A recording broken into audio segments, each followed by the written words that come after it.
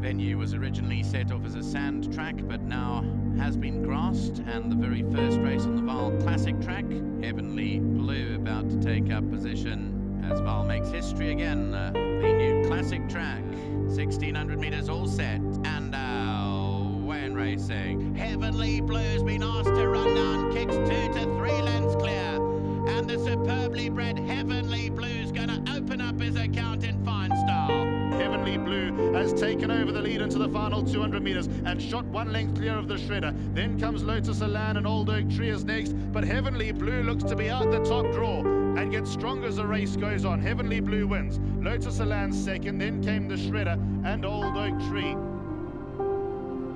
A classic win by Heavenly Blue. Well done to Warren and Wendy Rippon. They're here on track today. To Mr. Arun and Mrs. Chada, to Mike de Kock and Larry Nestat. It's a 2.5, 3 length win for Heavenly Blue. Callan Murray represents a big Grade 1 win for him. It's down the inside. Heavenly Blue strikes the front in the classic, but with 150 to go, it's Heavenly Blue who's 2 to 3 lengths clear of Sahem, and it's going to provide Mike de Kock with a classic double at Turpentine. Heavenly Blue.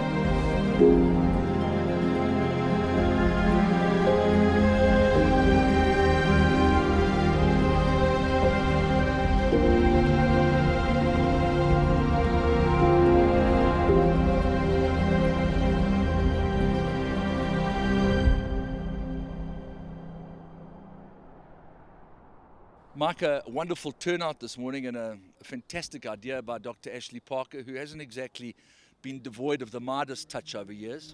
Yeah, I thought it was a great idea, given the turnout. Yeah, I mean, never seen it done before, so one's sort of apprehensive as to whether it'll work or not, but he clearly knows his business. A great idea, and it's a unique chance to get so many breeders and or checkbook breeders, what have you, together, and to see the horse, walk it up and down, measure it as some of them like to have done. The most important thing is the future. Money's important, but the emotional joy of winning. I saw it in your son's face, and it was a very, very special moment given the history of Heavenly Blue, where you acquired him in Australia, and all the preparation that went into getting him. Yeah, for sure.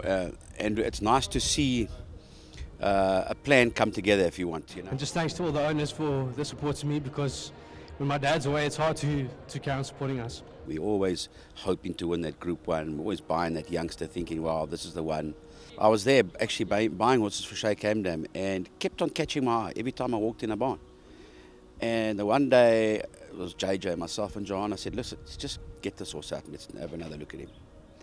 And he wasn't your typical Snitzel. He wasn't the one the Australians like. He was tall, leggy, didn't look the type, So he makes, I think, 180,000 not sold. So we then went to John Massara and said, look, what do you want?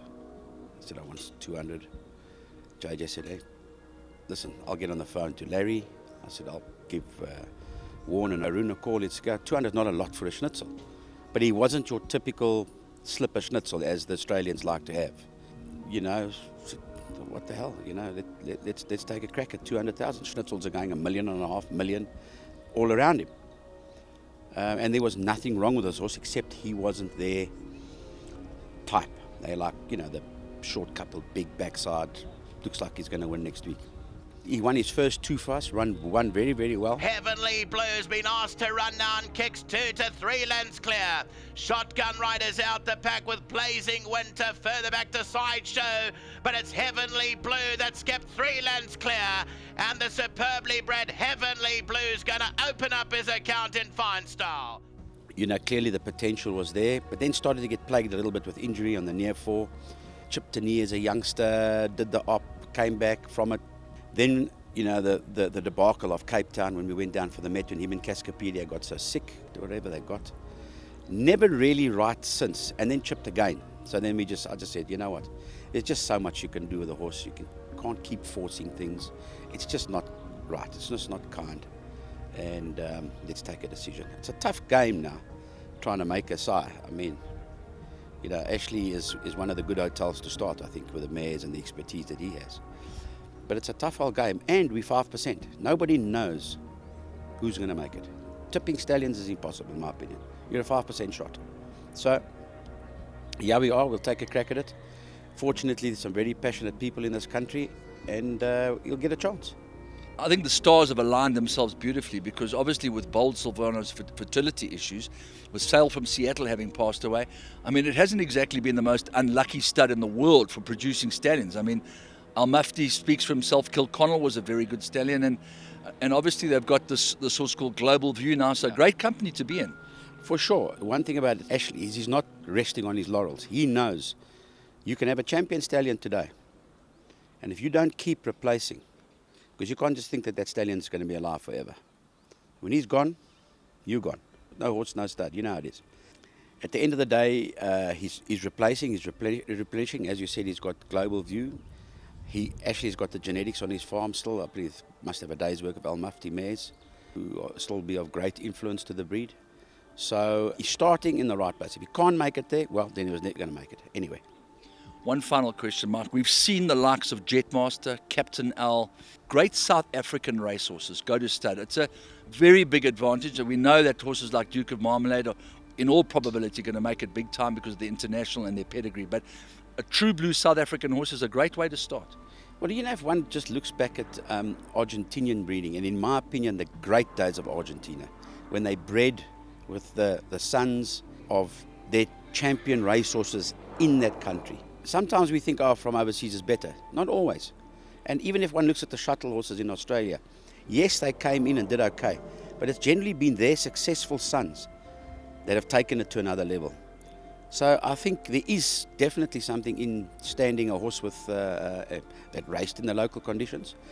We're lucky here that we have a horse with an international pedigree. He's got a lot of American female line in him, you know, El Prado. So there's a hell of a lot there, you know, that people can play around with matings and all that kind of thing. And how much emphasis is played on stallions there. Whereas, yeah, you'd feel nothing to go a very well-bred yearling, or someone just gets beaten again, you think, what the hell, that should have won. Zhup, the nuts are out, you know what I mean? These days you think twice, because you actually do realize the value of an animal out there, and what they're worth to the breed.